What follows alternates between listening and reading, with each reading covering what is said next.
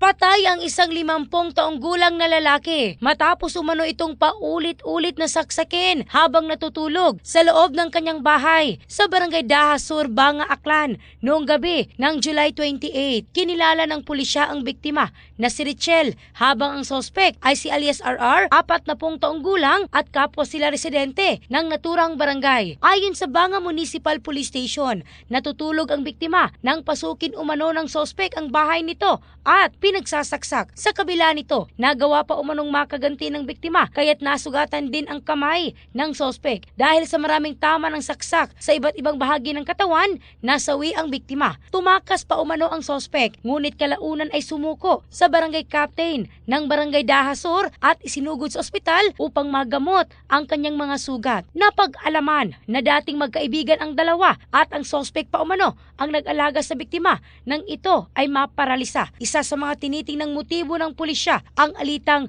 may kaugnayan sa pamilya. Patuloy ang imbestigasyon sa insidente. In the heart of changing lives, ako si Michelle Craste ng Brigada News Philippines, the Music and News Authority.